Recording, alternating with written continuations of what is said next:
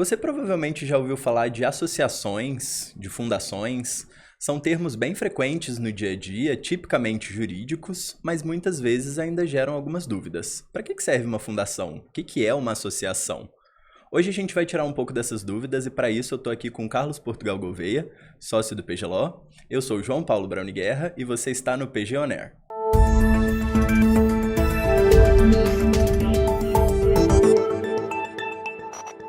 Carlos, muito obrigado por vir hoje conversar com a gente sobre esse tema, que é um tema frequente. A gente ouve falar bastante de associação, de fundação, elas são muito presentes no nosso dia a dia, mas ainda geram algumas dúvidas. Então, acho que para começar, a gente pode começar diferenciando, né? O que é uma associação, o que é uma fundação? Qual a diferença desses dois tipos jurídicos?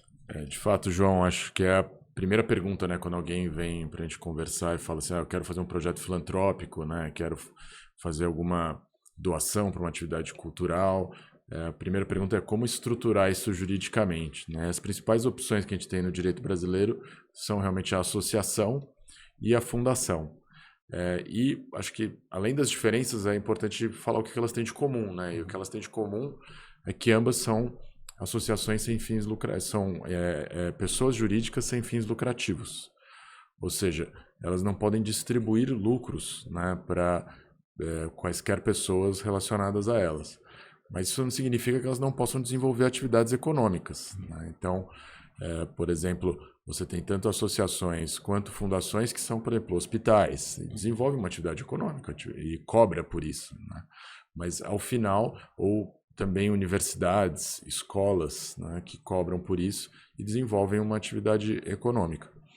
Que às vezes é diferente, por exemplo, de outros tipos de organizações, como clubes, por exemplo, que na verdade tem como objetivo simplesmente permitir que os seus associados, sócios, pratiquem esportes, né? Então, essa é a característica comum entre elas, que elas não podem distribuir lucro. Mas acho que as principais diferenças, elas estão tanto em algumas restrições do que elas podem ou não podem fazer, quanto também principalmente, talvez, na governança. Né? Acho que a principal característica das associações é que ela tem justamente uma assembleia de associados, né? Acho que todo mundo aqui, todo mundo que está ouvindo, talvez já tenha participado de algum tipo de associação civil sem fins lucrativos, mesmo sem saber. Então, como eu já tinha dado exemplo, os clubes. Né? Os clubes são, na maior parte, associações civis sem fins lucrativos. E aí você se torna sócio e aí você, na prática, adquire uma cota, né, daquele clube, que muitas vezes muitos clubes chamam isso de título, né? Mas na verdade um valor patrimonial que permite com que você, na verdade, participe da vida daquela sociedade, daquele clube, que inclui a parte política, né? Que é, por exemplo, eleger a diretoria. Quando a gente passa para as fundações, elas têm uma característica bastante diferente. As associações, o aspecto central das associações são os associados, os membros, os sócios. No caso da fundação, é o patrimônio. Ela não precisa ter nenhum associado. A coisa mais importante é o patrimônio. E uma das exigências para você constituir uma fundação é que você precisa destinar uma parcela do seu patrimônio para a fundação, e uma parcela do seu patrimônio livre, né? Ou seja, ele não pode ter nenhum tipo de ônus, que a gente chama, né? Não pode ter sido dado em garantia ou nada desse tipo. Além disso, você precisa dizer para que ele vai ser destinado, e a lei dá algumas destinações específicas, mas na verdade elas são bastante amplas, né? Pode ser para uma atividade de saúde, de educação, uma atividade cultural, uma atividade religiosa. A gente nunca teve uma situação no qual alguém não pôde constituir uma fundação porque não desviava, né, do que o Código Civil determina como as funções básicas. Mas, e além do patrimônio, você precisa dizer como que ele vai ser gerido, né? Então você precisa determinar a governança e muitas vezes impor ou restrições ou formas específicas de como que aquele patrimônio vai ser usado no futuro, né? Então a gente sabe que tem algumas fundações, por exemplo, que funcionam para dar doações para outras organizações da sociedade civil. Então ela vai prever, né, esse regime de quanto do seu patrimônio que ela vai poder doar de tempos em tempos. e para quais atividades, né? Ou outras fundações cujo rendimento daquele patrimônio ou benefício daquele patrimônio é para manter as suas próprias atividades, né? Então isso tudo em tese tem que ser previsto na Constituição e ela pode ser constituída tanto por uma escritura pública quanto por um testamento, né? Então alguém ao falecer pode deixar uma parcela do seu patrimônio no testamento para constituir uma fundação. E a diferença é que o órgão máximo da governança das associações, como eu tinha falado, é a Assembleia. E o órgão máximo da governança da fundação é o Conselho Curador, né, que é um órgão específico e que não responde a uma Assembleia, por exemplo. Na verdade, a responsabilidade dele é com o patrimônio, né? Ele tem que gerir em benefício do patrimônio. A associação, em tese, ela é gerida atendendo às demandas dos associados. Legal, não, acho que as diferenças ficaram claras e para a gente pegar melhor, acho que só descendo um pouco ao detalhe, né? Mas em linhas gerais a gente pode ver a associação como essa reunião de pessoas, né? Enquanto, como você falou, a fundação, o foco nesse patrimônio. E aí, como você muito bem colocou, que pode vir por meio de escritura pública ou por meio de um testamento. E aí, pensando, e já entrando, né, mais nas minúcias, como acabou que fomos conversando um pouco mais sobre a fundação para continuar nelas, e a gente falou um pouco dos requisitos das fundações, como você mencionou, que é justamente a existência desse patrimônio, né, legado por meio de uma escritura pública ou de um testamento, e a finalidade e a forma como esse patrimônio vai ser gerido. E aí tem uma figura também que é típica da fundação e que a gente não encontra com as mesmas obrigações na associação, que é o Ministério Público. Como que funciona a relação de uma fundação com o Ministério Público? Qual o papel? É uma peculiaridade, uma diferença muito importante, né? Muitas vezes é essa diferença que acaba determinando se uma pessoa vai constituir uma fundação ou uma associação, porque o Código Civil diz que o Ministério Público deve velar pelas fundações. E aí, como acho que todo mundo que está vendo em casa também percebe, o termo velar é muito amplo. Sim. Né? O que é velar? Né? Todo mundo... Velar tá um termo que está parecido com cuidar. E aí, o que isso significa? Que o Ministério Público tem as mesmas obrigações, por exemplo, a do Conselho Curador, né? Ou da administração, que é indicada para a fundação. Né? Eu acredito que não deveria ser essa a interpretação, né? Que o Ministério Público tem uma função só de supervisão de alguns atos muito específicos, né? Como alterações no Estatuto Social da Fundação, ou como a própria lei prevê, né? Que se você fizer uma alteração no Estatuto, ele vai ter que ser submetido ao Ministério Público antes para uma aprovação. Né? E aí o Ministério Público tem um prazo de 45 dias para aprovar ou não, e se ele negar, aí o juiz pode, então, quer dizer, na verdade a parte, né, pode submeter isso ao judiciário e pedir, né, que eventualmente o judiciário aprove essa alteração no estatuto. Para não parar as atividades, né, por conta da eventual atraso do Ministério Público. Mas, na minha visão, o Ministério Público não poderia, por exemplo, ter qualquer ingerência em relação à alocação dos recursos que é feito pela Fundação, né? Porque muito provavelmente não era esse o interesse do instituidor da Fundação, da pessoa que instituiu a Fundação, que transferiu o seu patrimônio para a Fundação. E o que acontece? Em alguns estados ou cidades maiores, você tem uma área do Ministério Público que é especializada em fundações. Né? E aí eles estabelecem procedimentos claros em relação a como que essa supervisão, né, esse velar, vai ser implementado. Só que, como a gente sabe, muitas fundações podem ser constituídas em estados que não têm esse Ministério Público especializado, que a gente chama de Ministério Público das Fundações, ou em cidades no interior, que aí também você vai ter um membro do Ministério Público, por exemplo, indicado para a comarca daquela cidade, e ele vai ser responsável por todas as questões que envolvam o Ministério Público, incluindo essa questão da supervisão das fundações.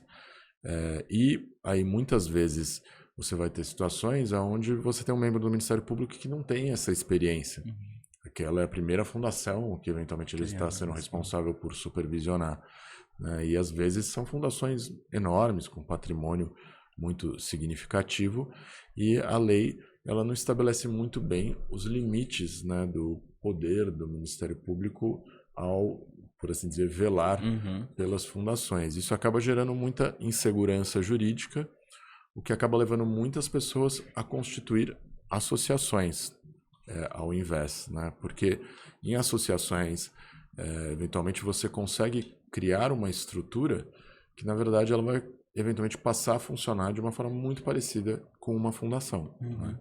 Então, por exemplo, as associações, elas admitem que sejam criados conselhos, né? Conselho administrativo, por exemplo, de administração. Como não tem uma previsão legal específica, você pode até ser criativo em relação ao nome desse conselho, mas que ele vai operar de uma forma muito parecida com o próprio conselho curador da fundação. Você pode até já prever no estatuto social da associação regras para os membros que vão compor esse conselho. Então, por exemplo, a gente tem algumas associações que a gente ajudou a constituir, que são associações institucionais, que aí, então você tem ou empresas, né, ou outras associações ou até mesmo órgãos públicos que já têm a previsão de que determinadas posições no conselho vão ser indicadas por essas pessoas especificamente, né? Então, aí a Assembleia Geral da associação ela acaba servindo somente como um órgão que acaba referendando essas indicações, né? Então, aí a associação ela ganha um grau de institucionalidade muito maior, parecido com o da fundação, mas sem esse requisito de que o Ministério Público passe a velar, né, pelo desenvolvimento daquela atividade.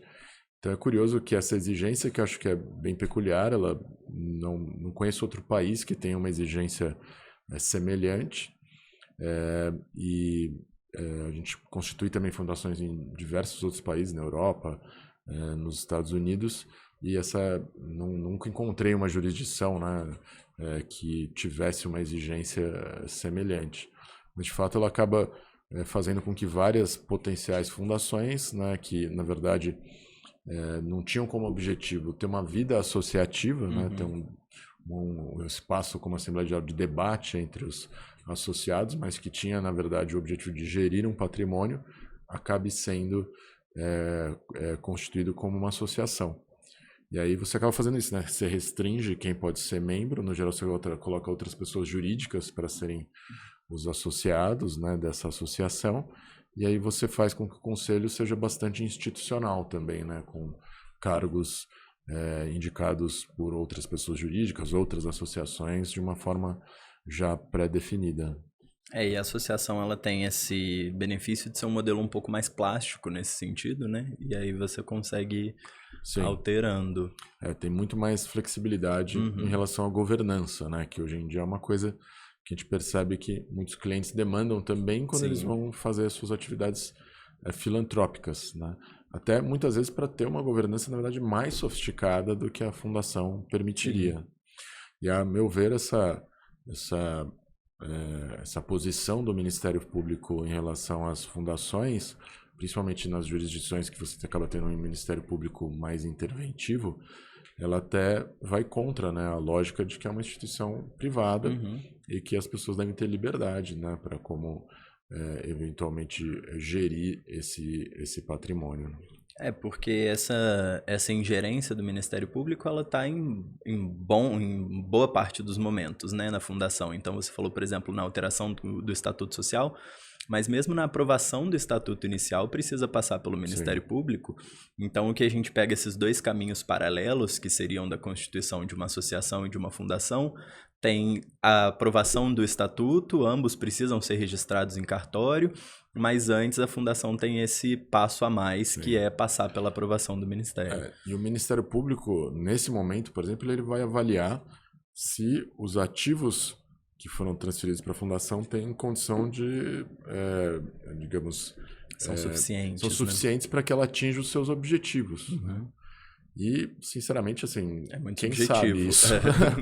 É a mesma coisa que a gente muitas vezes se acostumou, que por exemplo, em relação ao direito societário, caiu em desuso, por exemplo, você ter um patrimônio mínimo, né, para constituir determinados tipos de sociedade. Então, por exemplo, no Brasil, durante um tempo, a gente teve uma pessoa jurídica que desapareceu, né, que era Ereli, que tinha uma exigência lá de um patrimônio mínimo, mas com o tempo se percebeu que aquilo era uma coisa completamente irracional, né? Que as relações daquela pessoa jurídica com a sociedade, ou seja, a capacidade de honrar os contratos, nunca vai depender do patrimônio inicial, né? E pode ser que muitas vezes para atingir aquele patrimônio o montante originário não seja suficiente ou seja muito suficiente, porque, por exemplo, você pode constituir uma fundação e aí depois captar recursos para que ela atinja os seus objetivos, né? É assim que o terceiro setor, na maior parte dos casos, funciona. Então, por exemplo, uma fundação não é adequada para criar aquilo que a gente costuma chamar de endowment, né? Que são fundos destinados, por exemplo, a apoiar museus, a apoiar hospitais, a apoiar universidades, porque você constitui o fundo para captar recursos, no geral, junto aos antigos alunos, junto a pessoas, né, que eventualmente foram atendidas para um hospital e foram muito bem atendidas, querem retornar, né, o bom atendimento que elas tiveram para aquela instituição e para outras pessoas que talvez não tenham condição de ter o mesmo tipo de tratamento. Ou no caso dos museus, né, pessoas que amam a arte, querem fazer uma doação. Só que você vai fazer esse processo de captação depois, né, não antes. E aí, quando você recebe esse dinheiro, o que é mais importante num fundo de endowment? É a gestão do patrimônio. Né? Mas a gente tem bastante experiência na constituição de fundos de endowment e todos que a gente constituiu até hoje sempre foram associações. E os demais, né, que a gente usa como modelo também são todas associações. Mas que se você pensar na lógica do funcionamento dele, originalmente deveria ser uma fundação. Que é o objetivo da fundação a princípio, né? Justamente ter esse patrimônio que vá atender a um objetivo específico. E aí, justamente, pensando nesse papel do Ministério Público, né? A gente pensou nele no começo, na constituição de uma fundação, durante o seu desenvolvimento, e também ele tem uma participação na eventual extinção dessa fundação, né? E pensando não só no Ministério Público, mas como que se extingue uma fundação de forma geral? Como que funciona esse processo? Realmente é algo também, vamos dizer assim, né, incomum, né, porque a fundação ela pode chegar ao seu fim caso ela tenha um prazo, né, tem fundações que têm um prazo, é uma coisa bastante incomum, mas isso existe. Você pode eventualmente ter, talvez, um desvio de finalidade, né, ou eventualmente o seu objetivo ter se tornado impossível, né? Digamos que alguém constitua uma fundação para cuidar de animais domésticos, digamos, né? Porque isso, às vezes as pessoas leem no jornal assim, tal pessoa deixou uma fortuna para o animal. Muitas vezes não deixou uma fortuna para o animal doméstico, na verdade criou uma fundação para cuidar daquele animal doméstico, um conjunto de animais domésticos. Aí os animais morrem, ou seja, a finalidade da associação acabou, né? Ou, digamos, você criou uma fundação para apoiar um museu e o museu desaparece, né? Ou se muda, ou alguma coisa acontece. A finalidade se tornou inviável, né? E aí, o que você tem que eventualmente fazer? Incorporar o que resta do patrimônio daquela fundação, uma outra fundação, né, que tenha uma função específica. E aí, nesse caso, quem vai fazer essa determinação é um juiz. Né? E aí também alguns estados você tem varas especializadas, né, em fundações também que têm uma certa expertise em como fazer esse tipo de análise. Mas em outros locais você não vai ter um juiz especializado e aí é uma coisa complicada, né? Porque você não sabe muito bem como é que o juiz vai fazer essa determinação. Então, para evitar isso, a melhor coisa é você prever no próprio estatuto uma destinação dos recursos caso aconteça algum dessas situações, né? Ou o patrimônio não ser mais suficiente para atingir aquele objetivo, ou o objetivo ter se tornado inviável, ou até mesmo ilegal, né? Como a lei prevê. Não, legal. Acho que a gente conseguiu passar por todos os pontos, né, da Constituição, o desenvolvimento e uma extinção de uma fundação, e acabamos abordando alguns pontos também das associações. Mas entrando agora específico nesse tema das associações, a gente mencionou como muitas vezes elas são uma alternativa para a constituição das próprias fundações, mas mencionou que também a associação surge de uma reunião de pessoas com um objetivo em comum. E aí essas pessoas, elas têm esse objetivo em comum, elas se reúnem, como que elas constituem uma associação? Elas têm que, basicamente, fazer uma reunião e aprovar um estatuto, né, que vai ter algumas regras básicas que estão previstas no próprio Código Civil. Então, ela vai ter que ter um nome, vai ter que ter uma sede, vai ter que ter uma previsão dos seus fins, né? Ela vai ter que ter uma definição dos direitos e deveres, né, de todos aqueles que vão ser associados, vai ter que ter regras para tanto a admissão desses associados, de novos associados no futuro, quanto para a exclusão de determinados associados que, por exemplo, tenham atitudes que são contrárias ao fim daquela associação, né? Também tem uma previsão que acaba não tendo muito efeito, que é prever as fontes, né, de recursos para a associação, que aí talvez fizesse sentido no passado, né, que você poderia ter uma previsão de que associações não podem desenvolver atividades, digamos, comerciais, econômicas, né? Mas hoje em dia isso já não existe, porque, por exemplo, muitas associações que são associações que têm como objetivo, por exemplo, defender uma causa, ela vai acabar tendo alguma atividade econômica, vai vender uma camiseta, vender um adesivo, né? Alguma coisa ela vai fazer para conseguir captar recurso. E aí ela tem que ter uma previsão também de toda a sua governança, né? Como eu te disse, existem opções. Você pode constituir, por exemplo, um conselho administrativo ou de administração, você pode constituir diversos comitês, né? Você pode constituir um conselho fiscal. A gente já trabalhou com algumas associações que chegavam a ter quase 5 tipos de órgãos diferentes, né? Então, uma vez a gente assessorou uma associação da área de medicina, que congrega um número muito grande de médicos, que ela se dedica desde atividades associativas mesmo, né, como cuidar de questões relacionadas à ética desses profissionais, até questões de pesquisa, organização de congressos. Então, acabava que toda a vida da associação acabava sendo reproduzida no estatuto, né? Então, você tinha uma pessoa responsável pelo congresso, estava previsto lá. Você tinha muitas associações também têm conselhos com caráter honorífico, né? Isso acaba sendo previsto no estatuto também. Então, é um tipo, digamos, um tipo de pessoa jurídica que a gente gosta muito por causa dessa liberdade que você tem de criar e se adaptando em relação às necessidades desse tipo de organização, e na nossa visão sempre com base nas pessoas que têm mais conhecimento, né, das pessoas que criaram aquilo, que vivem a vida daquela associação e que assim acabam tendo mais condição de determinar mudanças no seu estatuto ou, né, novas atividades que eventualmente a associação possa desenvolver. E uma característica interessante das associações é que elas todos os associados, né, devem ter direitos iguais, mas o estatuto ele pode prever determinadas categorias com vantagens específicas, né? Então, um exemplo bastante comum nisso é, eventualmente, você ter associados que não vão precisar pagar uma taxa anual, né? Isso acontece às vezes em clubes, né, que você tem aqueles sócios remidos, que chama, que não pagam mais, você ficou 40 anos como associado, pagando sua mensalidade. Se você pagou todas elas em dia, você se torna um sócio remido. Outras também têm categorias que são honoríficas, né? Então, você tem um associado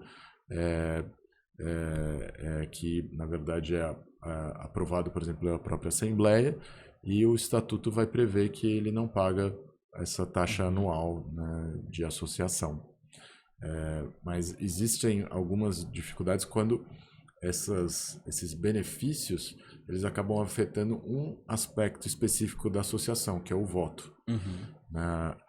O Código Civil não especifica isso em grande detalhe, mas existe alguns casos, né, no judiciário, não só em São Paulo, mas em outros estados do Brasil, que acabaram determinando que todos os associados devem ter um direito de voto absolutamente igual, né? Pelo menos, né, no nível da Assembleia Geral.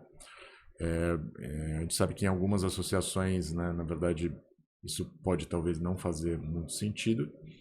E o que algumas associações acabam fazendo, até alguns grandes clubes de futebol, é criando outras estruturas de governança além da Assembleia, né? Então, às vezes, ao invés de você ter um conselho de administração, que a gente pensaria igual a uma sociedade anônima, que vai ter um número pequeno ali de conselheiros, né, de 5 a 11, alguma coisa assim, um número mais limitado de conselheiros, você eventualmente vai fazer um conselho com, sei lá, 200 membros, né?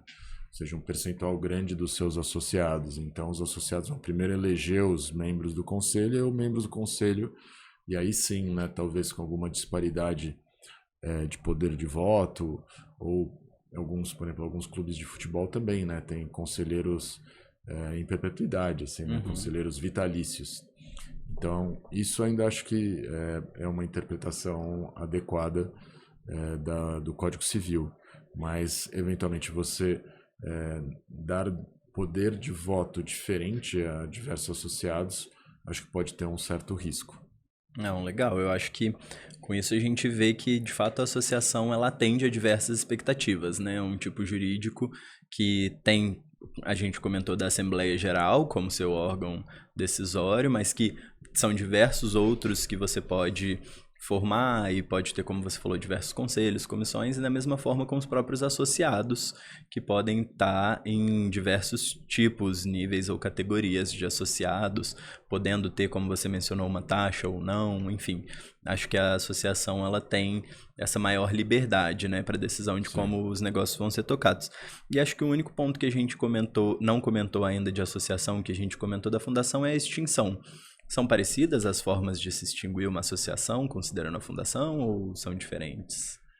Elas podem ter algumas diferenças, né? Principalmente, por exemplo, você tem associações que podem ter cotas, né? Então, se essas associações têm cotas, eventualmente você vai restituir o valor dessas cotas para os associados antes do encerramento dessa liquidação, né?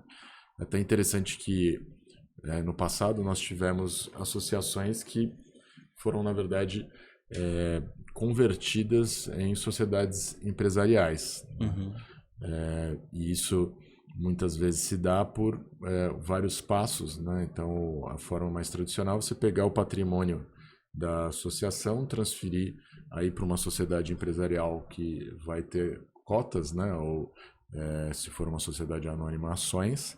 E aí você pega as ações dessa sociedade e aí você distribui para os seus associados como se fosse uma devolução, né, dos títulos ou das cotas que eles tenham dentro da sociedade. É um processo que, por exemplo, aconteceu com a Bolsa de Valores do Estado de São Paulo, né, que atualmente é a B3. Originalmente ela era uma associação e aí posteriormente ela foi convertida, né? Ela foi o que a gente chama de desmutualizada. Além disso, você pode ter previsões no próprio estatuto, né, de destinação dos recursos. Então, essa é uma das até de umas exigências, né, que o estatuto tem uma previsão do que vai acontecer com os ativos daquela associação quando ela eventualmente for liquidada. Então, muitas associações têm previsões genéricas, né, do tipo, olha, que seja destinado para fins semelhantes ao dessa associação. E aí vai acabar que no processo de liquidação, que é um processo também judicial, eventualmente você vai acabar tendo a determinação, né, da destinação desses recursos pelo judiciário. Legal, não, acho que... Então, Carlos, acho que a gente já comentou um pouco sobre os vários aspectos da associação e as formas como elas são organizadas, os órgãos e essa plasticidade mesmo, como a gente falou, de se definir vários tipos de associados, vários tipos de órgão, a possibilidade de ter ou não uma taxa. E aí um ponto que a gente falou das fundações e que a gente não abordou aqui é justamente da extinção da associação. E aí queria saber, é parecido a forma de extinção de uma associação e de uma fundação? Como que funciona? Ela é um pouco diferente, né? Porque a própria dissolução, né, como é uma associação, tem que ser aprovada pela Assembleia Geral. Uhum. Eventualmente, né, você tem que ter uma previsão no próprio estatuto da destinação dos recursos Uhum. remanescentes para algum outro tipo de entidade, né? Se o próprio estatuto não prevê qual é a entidade ou tipo de entidade para qual esse recurso vai ser destinado, aí os próprios associados vão ter que deliberar e eles vão ter que destinar isso para uma associação municipal, estadual ou federal que tenha os fins idênticos ao que tinham a própria associação. Um aspecto interessante da associação é que, em algumas situações, você tem essas associações que elas têm, que os associados têm cotas das Uhum. associações, ou seja, tem uma memória ali, uma reserva ali de quanto que esses associados contribuíram para a associação, né? E aí, antes da sua dissolução, você pode prever que os associados vão receber esse recurso de volta. Uhum. E é até interessante porque muitas associações, no passado, elas na verdade acabaram sendo convertidas em sociedades empresariais. Uhum. E como é que isso normalmente acaba sendo operacionalizado, né? A associação ela acaba ela própria constituindo uma sociedade empresarial, uma sociedade limitada, uma sociedade anônima. Ela transfere todos os seus ativos, né, para essas sociedades empresariais e aí ela distribui as cotas ou as ações dessas sociedades para os seus associados. E aí, se você depois dissolver essa associação, o que você fez na prática foi transformar uma associação em uma sociedade empresarial. Então a gente já teve experiências com modelos similares a esse no Brasil, bastante conhecidos. Um deles é a própria Bolsa de Uhum. Valores, né, de São Paulo, que originalmente era uma associação que tinha as corretoras, principalmente como associados, e aí ela sofreu um processo que na época foi chamado de desmutualização, né, que aí realmente ela deixar de ser uma entidade sem fins lucrativos e se tornar uma sociedade anônima como todas as outras que também têm suas ações negociadas na própria Bolsa de Valores, né? Então a gente tem efetivamente essa alternativa.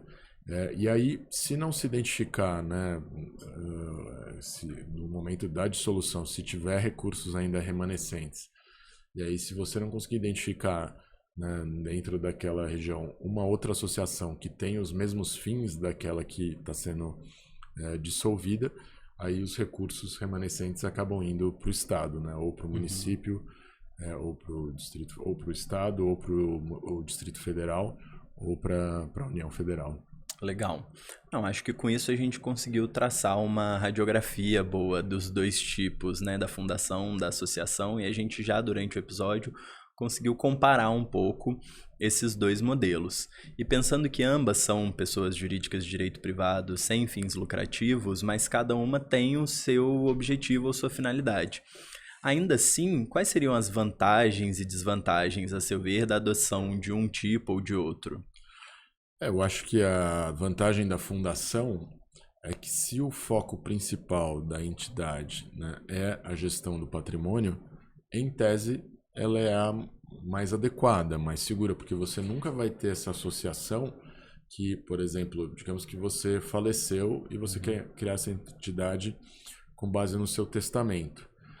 Em tese, a coisa mais importante vão ser as regras que você colocou no próprio estatuto ou que você previu ali no seu testamento e o estatuto vai ter que reproduzir.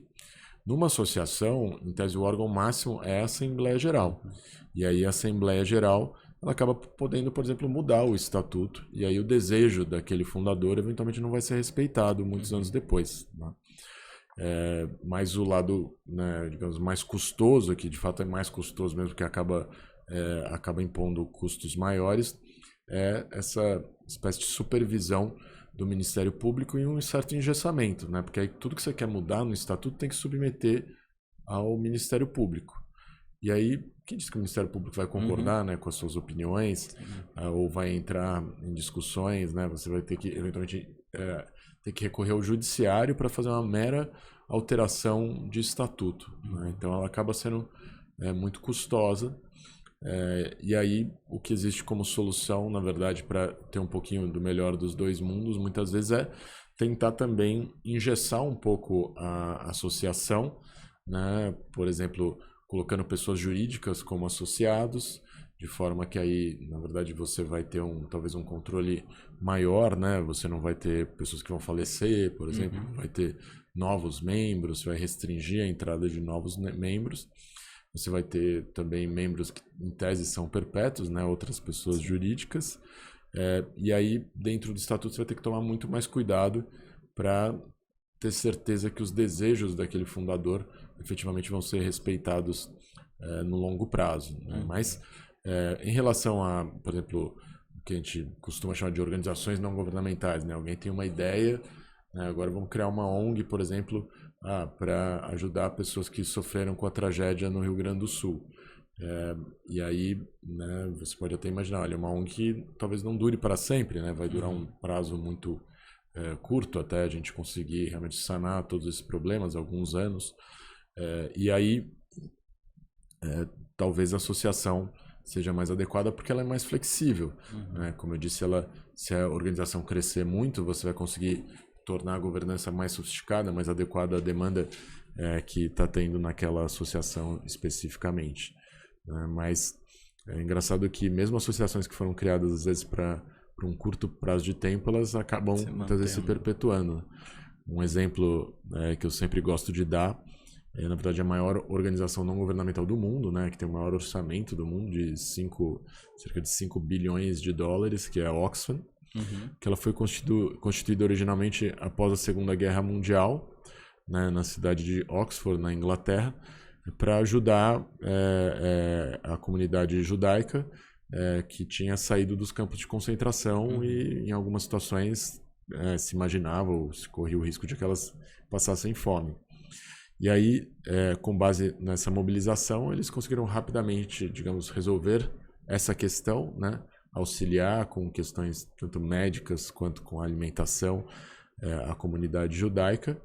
E aí, a partir dessa experiência, eles começaram a fazer o mesmo tipo de apoio ao redor do mundo, né? Então, começaram a se dedicar primeiro ao combate às grandes fomes, né?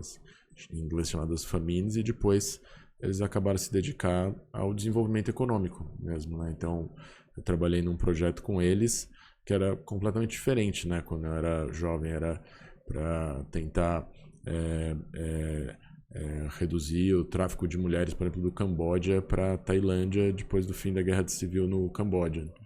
Então, na verdade, você vai vendo que as organizações, você cria, você desenvolve um know-how, elas acabam se tornando como grandes companhias, como grandes empresas, né? Você consegue perceber que esse know-how você pode usar para muitas outras coisas.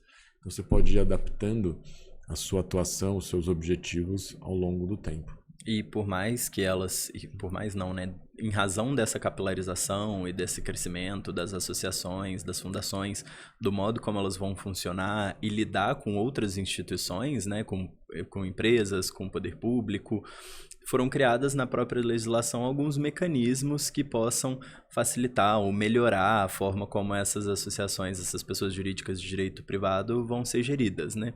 E acho que esse vai ser o nosso tema do próximo episódio. A gente vai falar um pouco sobre qualificações jurídicas de pessoas jurídicas do direito privado. Mas, por enquanto, queria agradecer, e vamos voltar no próximo episódio com mais detalhes, mas agradecer muito por essa divisão, por essa radiografia, como falei, desses dois assuntos tão importantes. E no próximo episódio a gente detalha ainda um pouco mais. Perfeito. Obrigado, João. Então, até o próximo episódio. Obrigado.